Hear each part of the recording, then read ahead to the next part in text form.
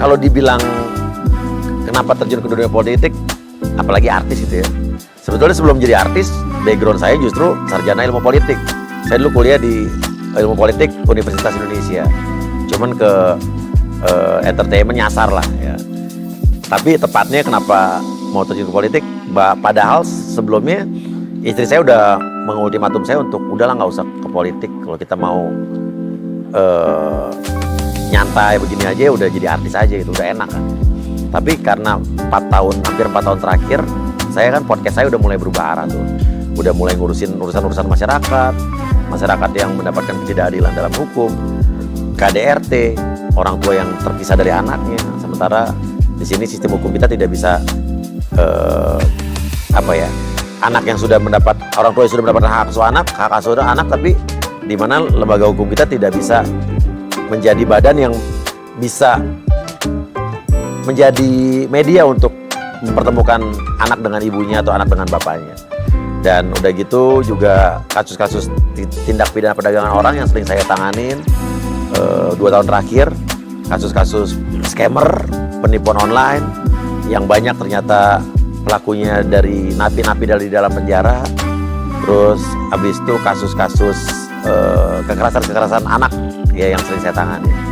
Jadi dari situ istri saya malah bilang waktu 1,5 tahun yang lalu di 2023 awal, udah kalau emang kamu pengen nolong orang, masuk aja ke dalam sistem. Kita sekarang tidak di dalam sistem pemerintahan aja, sudah banyak orang-orang yang kita tolong. Jadi contohnya lewat podcast saya tuh banyak korban-korban KDRT yang melaporkan suaminya ke polisi dan itu bisa akhirnya suaminya di penjara. Jarang sekali korban KDRT yang pelakunya akhirnya masuk penjara. Justru kita kawal itu. Banyak sekali orang tua yang terpisah dari anaknya, justru kita bisa pertemukan di tempat kita.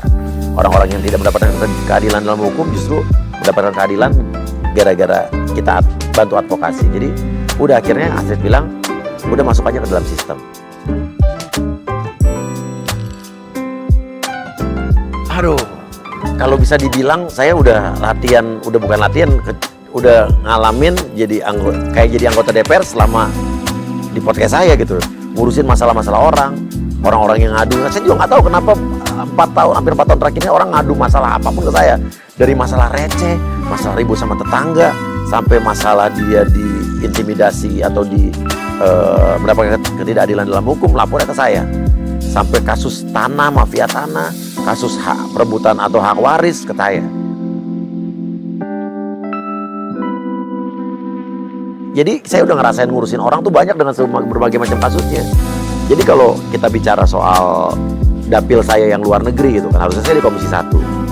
Kalau saya bicara juga dengan background saya di dunia televisi, ada Kominfo, ada KPI di Komisi 1. Tapi kalau bicara dengan kasus-kasus hukum yang terjadi, adanya oknum-oknum aparat, adanya masalah-masalah hukum dan undang-undang yang selama ini aplikasinya, implementasinya belum jalan dengan baik, tapi undang-undang udah baik, ya harusnya di Komisi 3. Terus kalau kita bicara soal kekerasan perempuan dan anak, perempuan harusnya ada di Komisi 8. Kalau kita bicara soal tenaga kerja, banyak kan saya tuh sampai sekarang udah secara pribadi udah puluhan orang, hampir 100 orang yang saya pulangin secara mandiri dengan biaya pribadi dari luar negeri, PMI kita gitu kan. Dengan yang bermasalah juga saya urusin. Terus harusnya di Komisi 9. Masalah kesehatan yang sering saya urusin, orang ngadu soal BPJS segala macam, itu di Komisi 9. Masalah bullying, pendidikan, itu kan, pendidikan kan di podcast saya juga termasuk kencang tuh masalah bullying. Harusnya di Komisi 10. Jadi bingung kita. Tapi intinya di komisi berapapun harusnya saya bisa jalanin.